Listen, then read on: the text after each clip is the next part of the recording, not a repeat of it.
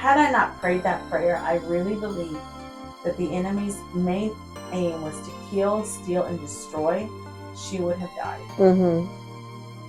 Because the enemy's not after you just to harm you. He's after you to kill you, to destroy you. I'm praying the same prayers my mother prayed for me. And that is that I will live and not die, that I will see the reward of the Lord, that I will be a prophet, a pastor, a teacher, that I will make and change the world with impact, with power. And that is what I'm trying to fulfill.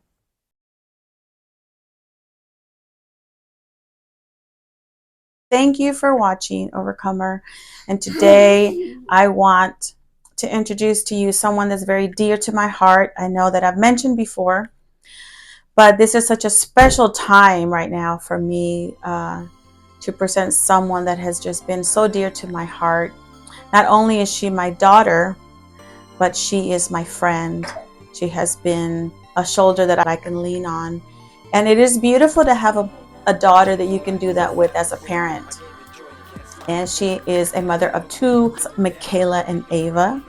I want to welcome to you today, Brenda Wynn. Hello.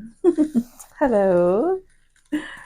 Yeah, because you stepped into a crowd of people that were jumping him, and you actually stood like in the gap for this guy. Yeah. And you actually even threw the keys at him, if I remember correctly. Yeah. So that he could escape from them jumping him. Yeah.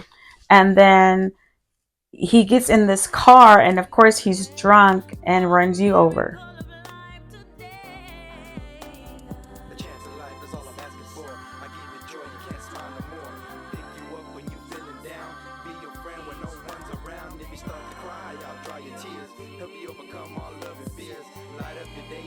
Yeah, and it was crazy because he tried to claim it was an accident, but for you to leave that place, the house that we were at, you had to reverse to leave. So how do you put your car in drive and pedal to the metal? So he was trying to run over the other people. And then, I mean, granted that everybody was outside, so maybe I wasn't his. Maybe he's seeing double, and maybe he's. And it's crazy because I'm giving this guy excuses. I mean, he thought I was somebody else, or maybe he's trying to hit the guy that was behind me. Yeah. Or something. So, and there's like a crowd of people over here, and I'm sitting right here, and I'm like, maybe he thought he could turn the wheel all the way and actually hit this whole group of people. Regardless, though, at the end of the day, it was not an accident. You were aiming to hit somebody, and you hit somebody. The doctor that I was working for, I had called him, and I had told him, my daughter's been in an accident, and they're taking her to the hospital now. Just wanted to know if there's any possible way that you can go there. And of course, being the doctor that he is with all of his patients, very attentive, he went to the hospital. It was about 3 o'clock or 4 o'clock in the morning. Yeah. I'm praying, I'm saying, God, this is, give me the strength to whatever I see I'm going to be able to deal with. And he didn't let me go in right away. He actually held me before I walked into the room where she was at. And he said, you need to be strong because she does not look good. And the situation does not look good. So it's going to take her probably a year to recover from the injuries. And I was like, injuries? So you can get a picture of what I saw. And she looked like she was dead. She was lifeless. And my heart sank. And I wanted to grab her and hold her, but I couldn't because I didn't know how fragile that she was. He did say to me, there's fractures, there's broken bones. We don't know how. The good thing is that car tires, the front of the car did not puncture her heart. So Brenda, my sweet daughter, Mom, sweet mom. Tell us what happened in that accident. How did it happen? Okay, so there was a party And I went to this party with my best friend. We go. Um, we pretty much knew everybody that was there except for this one person that we didn't know that was he was causing trouble, starting, he was getting mad, and he's like hitting a girl, he's hitting another girl, he's fighting another guy, and then he's getting jumped. It was just like a lot that was going on. I was super, super drunk, and I just knew that him getting jumped was just not, it wasn't right. So I'm in there trying to help get these people off of him, and I pick him up, put him in his car, get him in his car, tell him he needs to go, and then I'm standing in front of the car because the only way to leave is you have to reverse. And so I don't know what happened after that. I was just standing in front of the car, he's in the car, and then next thing you know, I wake up, I'm on the ground. I wake up and I look kind of like up, and I see his tire, and I see the headlights, and his tire is turning. So I'm kind of like, I'm putting two and two together, like, okay, I just got hit by a car, and I'm laying there on the ground. There's people around me, and I had contacts in, so I guess my contacts like rolled to the back of my head, and I couldn't see anything, but I could hear familiar voices, and they're like, are you okay? Are you okay? Blah, blah, blah. Like, I can't, nothing's coming out of my mouth. I want to say, like, yes, I'm okay. Like, just let me get up. Just let me get up. And they weren't like, no, no, no, no, no, don't get up. Don't get up. And so I'm like, okay. And then I black out again. Next thing you know, I'm waking up. I'm in the ER. And I'm in the ER. I hear my doctor, where my mom worked for him. And so I hear him like, Miss Wynn, do you know what happened to you? And I'm just like, no, wait, yes, I think I got hit by a car. And they're telling me that they have to pop my hip back into place, and I'm just like thrown for a loop. We're going to clean you up. We're going to put some stitches in, here and here or something like that. I can't really remember. I remember they had to transfer me from one bed to another bed so that I could get x-rays. And I just remember like screaming because I was in so much pain, but I didn't know what was wrong. So then I black out again right before I go into the x-ray. I remember blacking out, waking up again, and I hear my mom, and my mom's like, can y'all clean her up or something? Can somebody do something? I don't know. I just heard her, and I was like, oh my gosh, I must look tore up because my mama is in here yelling. I think after that, everything started to be familiar, kind of, because I saw my best friend, my mom was there, and they were all kind of like freaking out. They're like, "Are you okay? Like, are you in any pain?" And at that point, I couldn't feel anything because I didn't know what was going on. I guess it was so bad that they just sedated me because I had to go to another hospital. The trauma center there in Longview wasn't, I guess, advanced enough to handle injuries. Yeah. So then I guess they sedated me and they put me in the ambulance, and then we went to Tyler.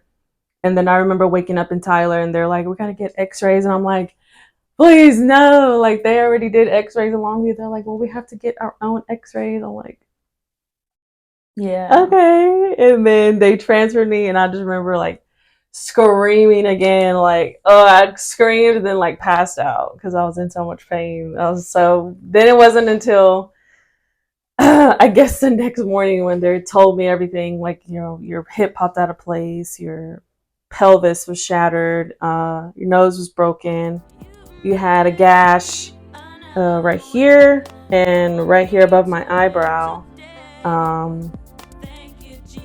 My femur was fractured. I had 2 or 3 fractured ribs. How many surgeries did you go? I think it was only 2.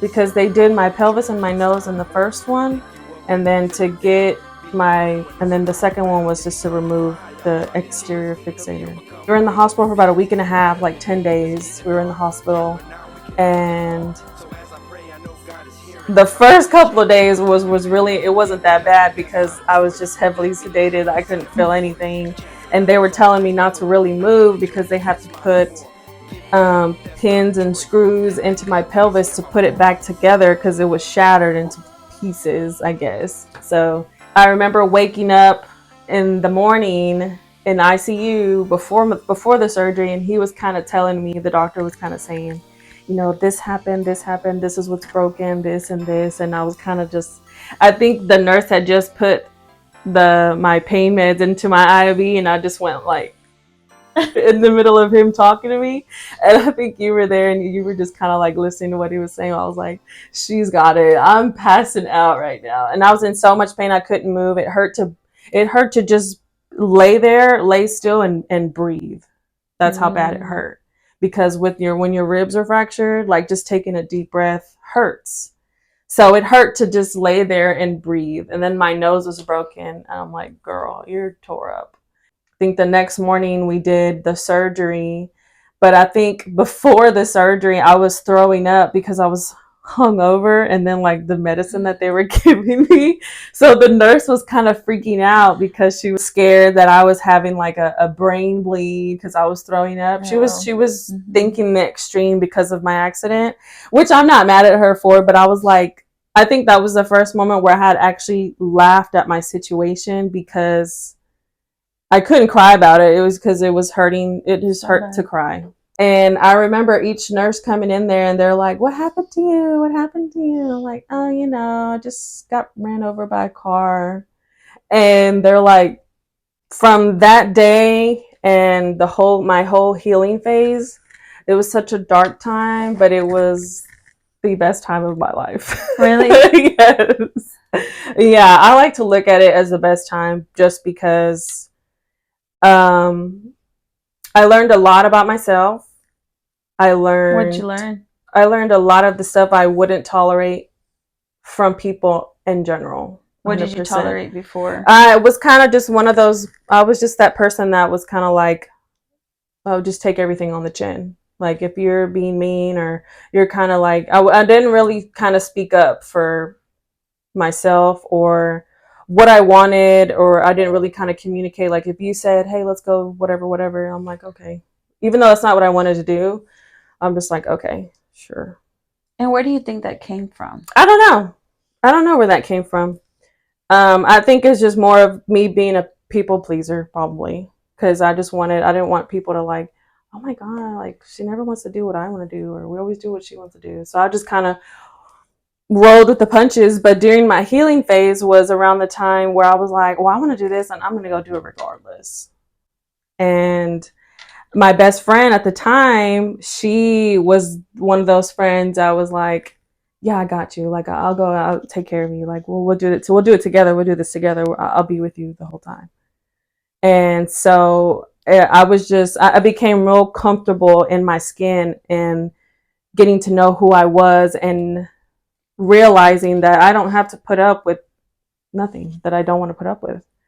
And the relationships that I was in at those times were also just like things that I wouldn't tolerate, or things that I just didn't want to go through, or didn't want my kid to see me through. It was a lot that happened, but I don't think I would have been able to get through any of it without like you and Vinny and Tiffany and Cassie, Chanel, Yay. There's just a handful of people that were just, they knew what was going on, but they weren't going to. Maybe like a year and a half into it was when my friends were like, what are you doing? Like, you're always at the bar, you're always drinking, like it's a Tuesday, what are you doing at the bar? I'm like, why not? Because you recuperated. You were, yes, you were on bed rest. You were not able to walk. You had Yeah. the fixator Yeah. on there, so people can understand that. So she's in bed rest, can't get out of bed. She's wearing a fixator across her waist, and she's not unable to use the restroom, get up, do the normal things that we do every day, brush your teeth, go to the bathroom, all of those things. It was almost like it was a retraining again. Yeah. And it was me like a baby. She was a baby to me again, where I had to bathe her, I had to do her hair, and where I had to clean her, and I had to feed her, and I had to bring things to her. And everybody else that helped did the same thing. People would bring her lunch, they would bring her things. So it was a time where she was unable to walk Yeah. and just do nothing for yourself. It's like basically everybody had to attend to you. Right. And I think Ava was at 9 months, I think. Yeah, she was 9 months at the time. Hey, How you doing? good. Better. Are you crooked? I'm leaning. What you eating? Candy. Candy makes the world go round. So not being able to hold Ava the way she wanted to, Yeah. it was painful. So she's dealing with the situation, the the immobility in her body, and at the same time the emotional aspect of not being able to do what a mother should do for her child. Like we're sitting there laughing and stuff, and your friends from work were coming and cooking for us, and they're goofing off, and we're just all there laughing or whatever. And Yeah, my friends. So we worked in the medical field, so all of them offered to come in and check on her. take a day throughout the week. They would take turns, and they would come over and cook dinner, or they would try to clean, or they would do what they thought that just whatever that they could was just so helpful, and it was a blessing. If I'm telling myself, like, if I can get off bed rest and I can, and I can get her back. And so that was really the only thing that was pushing me. Everything else, I did not care about anything else. My relationship at the time was in shambles, and I didn't care about it. I wasn't trying to get it back or fix it. I wasn't trying to do any of that because it wasn't what was important to me. What was important to me was my kid, and how my kid was looking at me when she was coming over was really like, she was kind of looking around like she didn't understand, like, what's this thing, and like all this stuff. Like, she didn't understand a lot of that. So I just wanted to hurry up and get off bed rest and get my strength and get her back. And I'm telling you, remember when after after the surgery, I think we got her back like that weekend. And I was like wobbling around still, and we had barely got her back. I wasn't. After they took off your fixators? Yes, like that weekend or something, we got her back from her dad. And I was like, I don't even care because whatever. And that was around the time Miha started walking also, because she wasn't walking yet. And she started walking, and me and her kind of were like holding hands, wobbling around the apartment together, walking together. So it was pretty cool. I mean, I tried to look at um, the high points and not the low points, but I really feel like I didn't. I mean, I might have had like little dark times and like depressed moments, but I never stayed in that state because I had my mom and I had my sister there 24/7. So I'm seeing my mom in the morning. She's giving me my shot in my stomach every day because I needed it every day. Then my sister's there. My sister's pregnant with her second. I think she was with her 2nd, right? She was pregnant with her second, and she was like taking care of me, like transferring me from the bed to the wheelchair. I'm like, girl, I'm just gonna stay in bed because you're getting big. Because this is like, she was pregnant. I felt bad. I felt like an inconvenience because she was pregnant, and I felt bad because I needed to get in the wheelchair, and she had to put me in the wheelchair. So I was just trying to do what I could. It pushed me to be more kind of trying to be independent because she was pregnant, and I didn't want her to do too much. Yeah. So I want to go back a little bit and ask you, during the time of your bed rest, what did you reflect on? Did you get flashbacks? I wasn't in a revengeful state. I wasn't like, oh, when I get out of bed, I wasn't nothing like that. It was more like, I just got to get my strength back so I can raise my kid. The nurse came all the way to the house that took care of her at Tyler. What was her name? I don't remember her name. Two.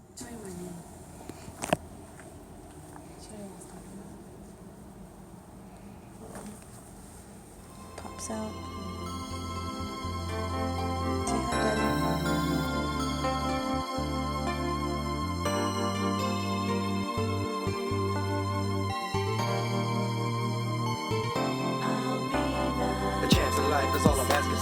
I give you joy, you can't smile no more. Pick you up when you feeling down. Be your friend when no one's around. If you start to cry, I'll dry your tears. Help you overcome all love and fears. Light up your day if it's getting dark.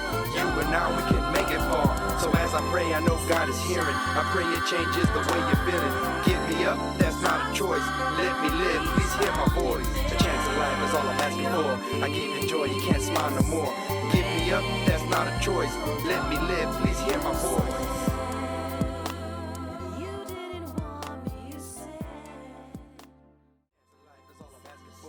Yeah. Cool.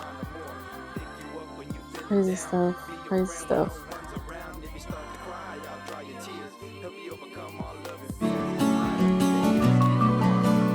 Thank you for tuning in to A Diary of an Overcomer. I'm Maggie Wynn, your host. Thank you for watching.